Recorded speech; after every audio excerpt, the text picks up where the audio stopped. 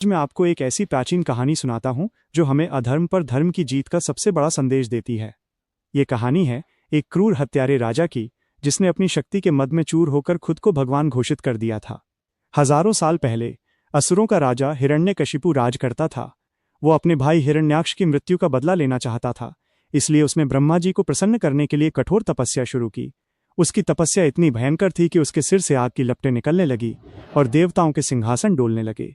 अंत में ब्रह्मा जी प्रकट हुए और हिरण्यकशिपु ने एक बहुत ही चालाकी भरा वरदान मांगा।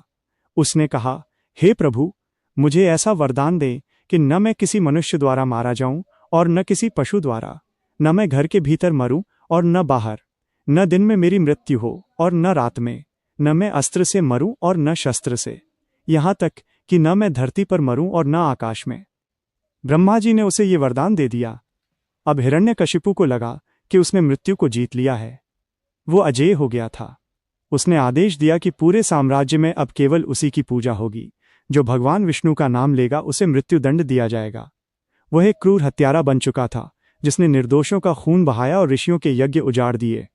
लेकिन नियति का खेल देखिए, उसी क्रूर राजा के घर में एक ऐसे बालक ने जन्म लिया जो साक्षात विष्णु भक्त था। उसका नाम था प्रहलाद।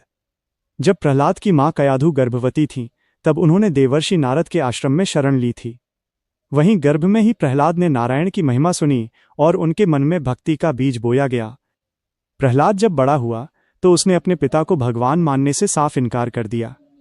हिरण्यकशिपु ने उसे बहुत समझाया, डराया और फिर मारने की कोशिशें शुरू कर दी।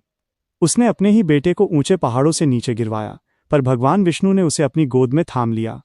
उसने प्रहलाद को मतवाले हाथियों के पैरों तले कुचलवाने की कोशिश की, लेकिन हाथी शांत होकर प्रहलाद के सामने झुक गए। उसे कालकोठरी में भूखे और जहरीले सांपों के बीच छोड़ दिया गया, लेकिन सांपों ने उसे डसने के बजाय उसके ऊपर छांव कर दी। जब कोई रास्ता नहीं बचा, तब हिरण्यकशिपु ने अपनी बहन होलिका को बुलाया। होलिका को वरदान था कि उसे आग नहीं जला सकती।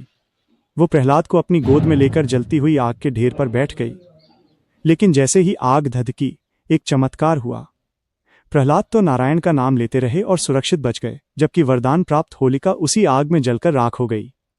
दोस्तों, इसी दिन की याद में आज भी हम होलिका दहन मनाते हैं। इस घटना के बाद हिरण्यकशिपु का क्रोध 7वें आसमान पर पहुंच गया। उसने प्रहलाद को लोहे के एक खंभे से बांध दिया और अपनी तलवार निकालते हुए दहाड़ा, कहाँ है तेरा विष्णु? क्या वो इस बेजान पत्थर के खंभे में भी है? प्रहलाद ने अटूट विश्वास के साथ कहा, हाँ पिताजी, वो इस खंभे में भी हैं और मुझ में भी। अहंकारी राजा ने जैसे ही अपनी गदा से उस खंभे पर प्रहार किया, पूरा महल कांपने लगा। खंभा 2 टुकड़ों में फट गया और उसमें से प्रकट हुए भगवान नरसिंह। उनका स्वरूप बड़ा ही डरावना था। शरीर मनुष्य का था, लेकिन सिर एक भयंकर सिंह का। भगवान ने ब्रह्मा जी के हर वरदान का मान रखा। उन्होंने हिरण्यकशिपु को उठाकर महल की चौखट पर बैठाया, जो न घर के भीतर था न बाहर। समय गोधूली बेला का था, यानी संध्या, जो न दिन था न रात। भगवान ने उसे अपनी जांघों पर लेटाया, जो न धरती थी न आकाश, और अंत में अपने तेज नाखूनों से, जो न अस्त्र थे न शस्त्र, उस क्रूर पापी का सीना चीरकर उसका वध कर दिया।